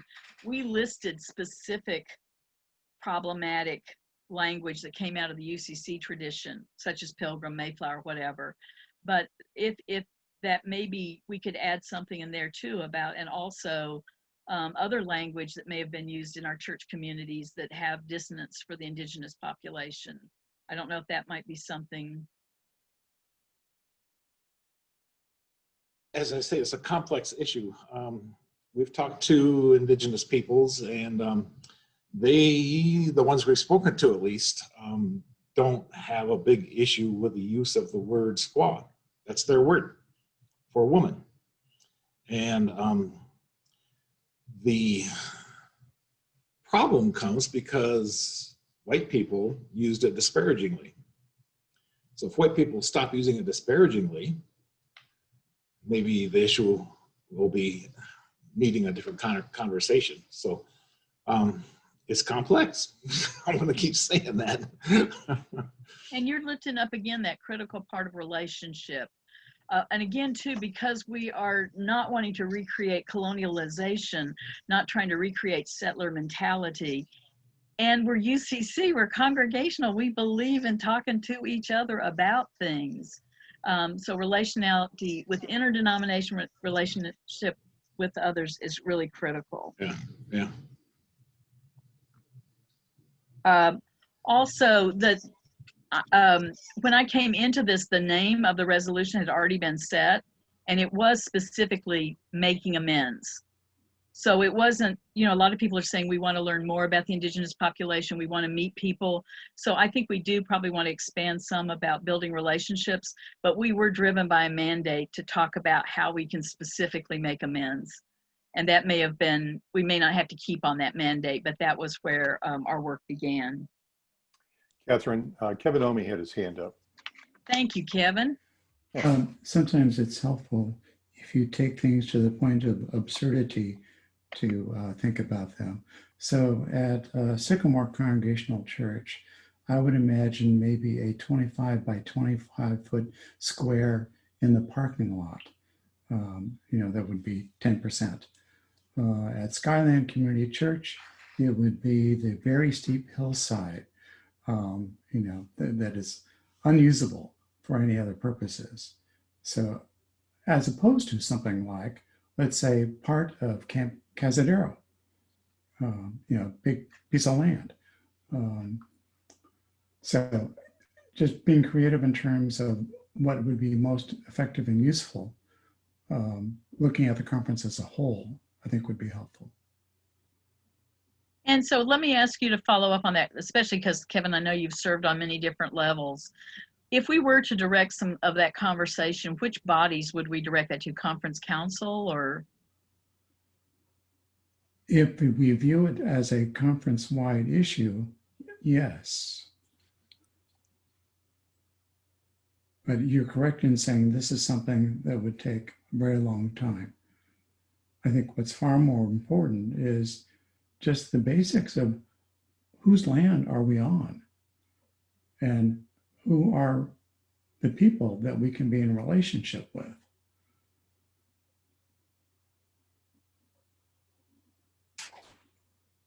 So I like the absurdity that Kevin started out with there. And I was thinking. Sorry, who's speaking? I'm trying to figure out. I'm Frances Dack. Thank you, Frances. Okay.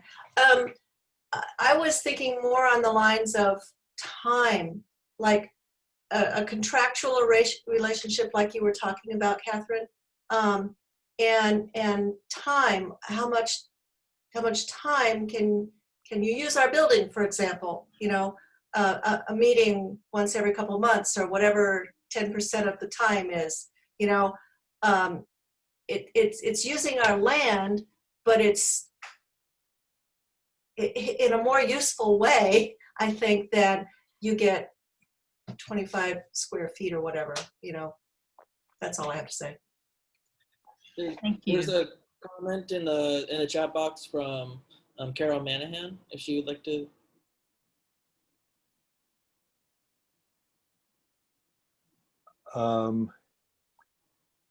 Yeah, if you look in the chat box, let me read it. Just a comment.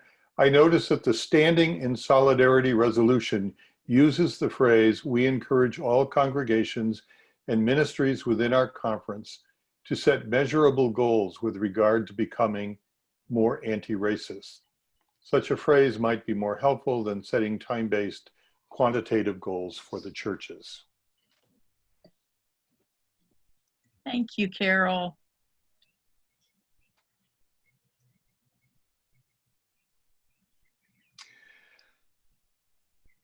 Any other comments? So James.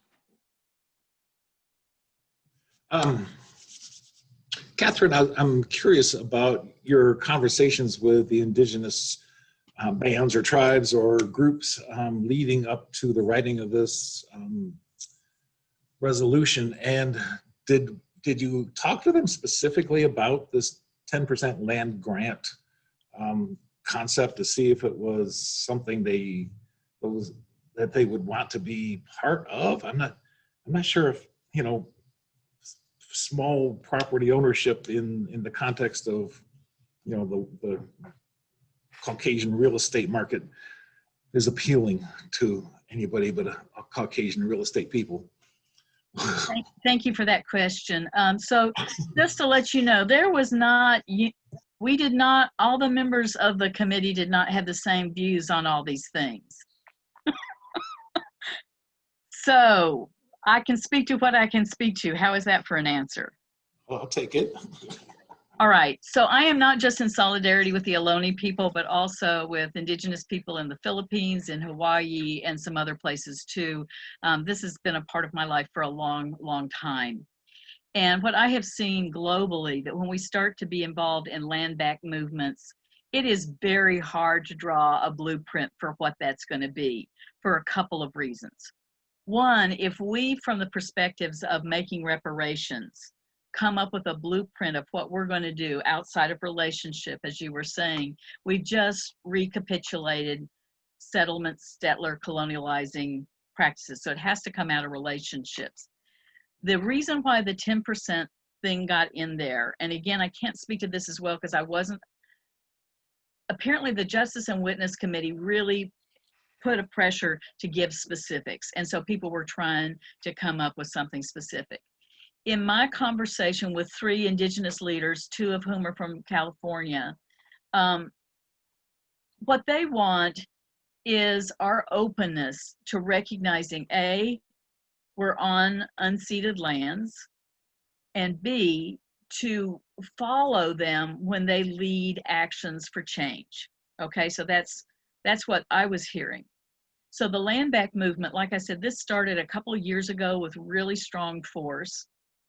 In Berkeley, California, this is taking a real tangible form. A sacred space here is going through transformation. I won't go the ins and outs of it, but we had some big things happen this week, both in state governance as well as with national trust.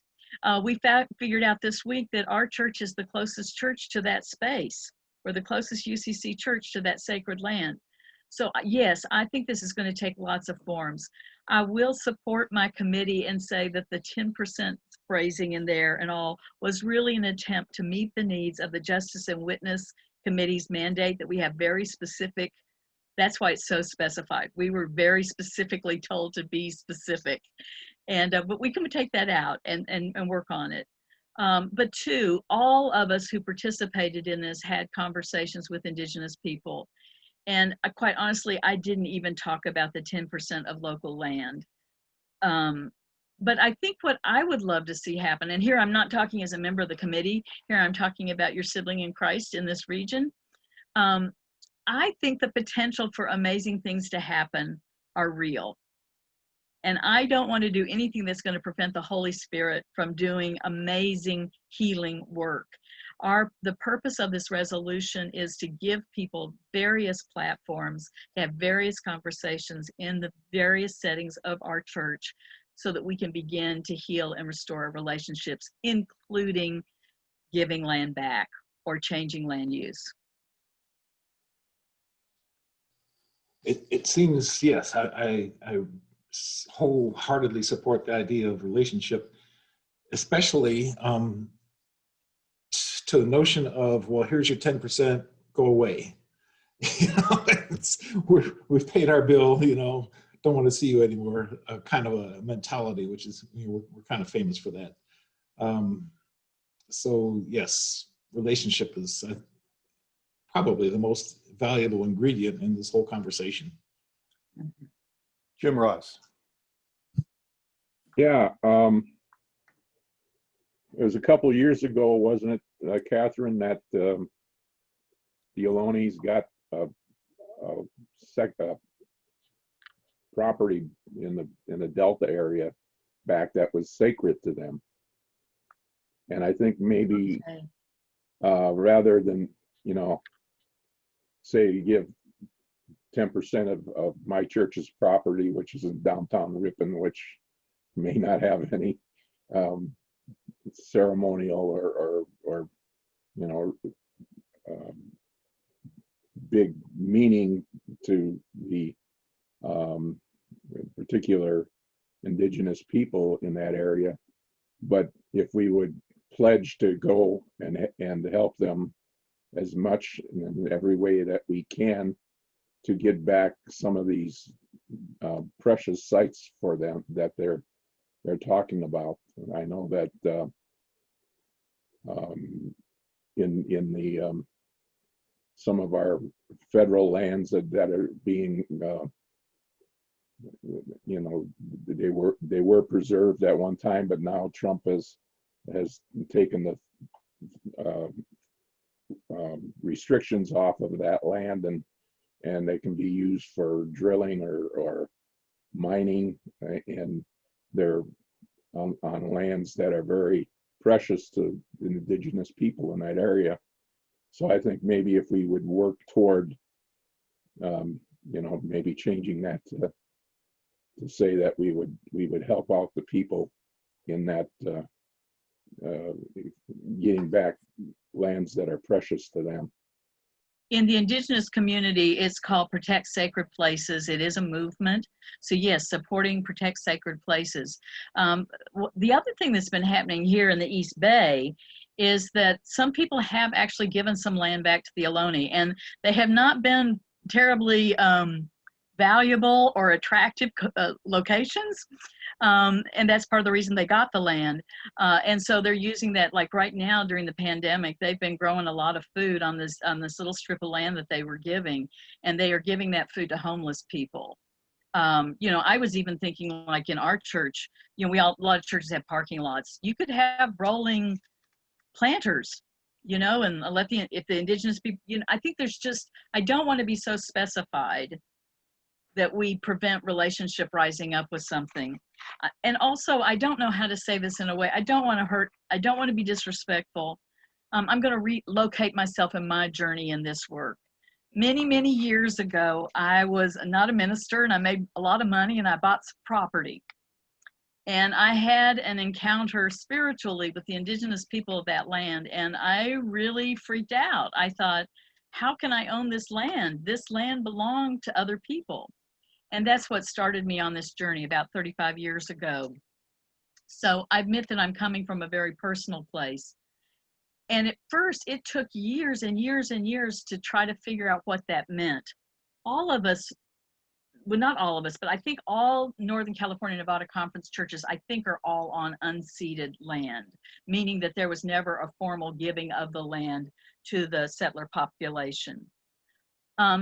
This is a very awkward, difficult reality to wake up to. So I also want to hold this in pastoral care, that as we do this work, we're trying to be pragmatic and do justice, but there's also a huge pastoral component in just sitting and holding the complexity of these relationships and our history.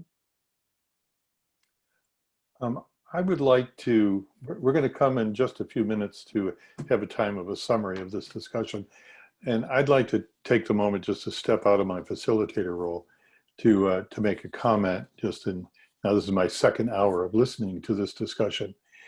I've always been in favor of, in organizations I've been part of having very clear, timely priorities that are time specific. And when I look at this resolution, the thing that we got hooked onto immediately, and it happened in both sessions, was the 10% of our land value being given. And that presumably is 10 years down the road. It seems to me there are 3 stages of development here. The first is, and I love the idea of 40 days of prayer and listening and focus, whether that's 40 days before Thanksgiving, or whether we take that as a Lenten practice in this next year for the conference. That of learning and providing resources the churches can learn and be encouraged to really understand and start to think about the language, the history of our use of Pilgrim, Pioneer, Mayflower, all of those things that are cherished, really cherished in our tradition, particularly those out of the congregational tradition. That's one level. The second stage is a station of building relationships, of really trying to meet people, understand out of our learning, and so that there's a level of equality in the conversation, and not the kind of patronizing level of, well, what can we do for you now? And then the third level moves then to the level of the land tax and land use, and out of our learning, coming to understand that and saying, is there a way in which we can participate in that with the people who we've come to know and be in relationship with? So anyway, that's my comment of that there kind of are 3 sequential stages over a period of several years that could be lifted up as timely priorities for our conference as it goes on, rather than passing a resolution and having it be forgotten in 3 months, except for the Justice and Witness committee.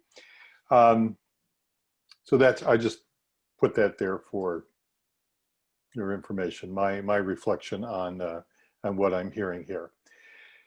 Any other comments before I ask Barbara to do a summary Michael Vossler, I think, has been trying to ask a question for a little bit. Where is he? Here you go, Michael. Go ahead. Yeah, going back to the examples, would this resolution not benefit from an addendum that was imaginal in terms of things that have happened, things that could happen? Just the example of somebody talking about using the hill behind their church. And we have such a hill. It's not really, but what could we do with that? But where the thinking has already gone on that you know about, even that story of your own acquisition of land and the call to accountability that you felt. Those kinds of stories are really helpful to this work. Michael, I believe it's in the resolution somewhere, but that is definitely was intended to be in the resolution, that there would be storytelling and sharing of different sorts. Yeah, in the next bit, resolved, that is its own kind of story about the Ohlone. But we need more of those. What could a little congregation think about? Yeah, it's the last one. Engagement in, I think in the last paragraph, Michael, it says that the asking to create and oversee a decolonizing and indigenous concerns task force that's tasked with facilitating conference-wide decolonizing events, educational events, calls to action, hosting annual storytelling events about conference members' experiences living into this resolution, discerning next steps beyond this resolution toward future resolutions, and maintaining a decolonizing and making amends research page on the conference thing. We know this is big work. yeah, there's going to be some accumulating of stories. Yeah. Mm-hmm. That will be very dramatic. Thank you, Michael. So I'm going to call time at this point and ask our recorder, Barbara, to give us a summary. The purpose of the summary was not to do a verbatim, but to do a sense of the meeting. And then I'll invite any others to add any other comments to fill that out. This all goes back to the Resolutions Committee. It seemed to me that particularly in this session, just kind of comparing it with the other one, the first session did have a lot of conversation about this one aspect of it, which is the 10% of land. This one seemed to, I don't know, it felt shorter to me, I don't know, but that seemed to be a real focus in terms of puzzling over how that would work. And perhaps, as I see it from what I've heard, perhaps taking it too literally, which was definitely the way I took it when I first read it. But I think that the conversation that we have here is helpful in that regard, because it kind of took us into other areas. It sort of widened our understanding of the whole issue, perhaps dilemma, or moving toward a way of actually implementing this. And then let me see, there was something, I thought that at the end there that Catherine really did a nice summary of what was the intention of this resolution.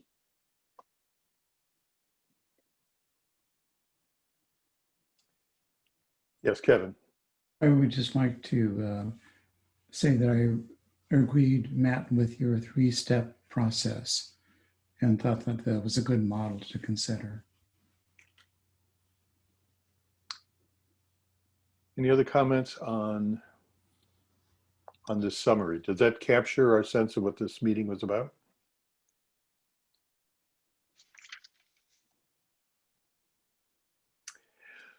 Well, if so, then I want to thank all of you for being here. I want to thank you, Catherine, for I know you've had some stress moments in the past day or two with some of your own grieving over someone. So I'm glad that your mind kicked in and you were present here. So I appreciate you sharing with us, and all of you who are here, thank you for sharing and opening up your comments. This is valuable in this process. It'll be interesting to see what the committee comes up with in there as they redo this resolution.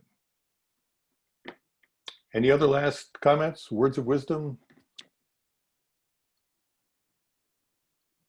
Then in that case, go with God's blessing.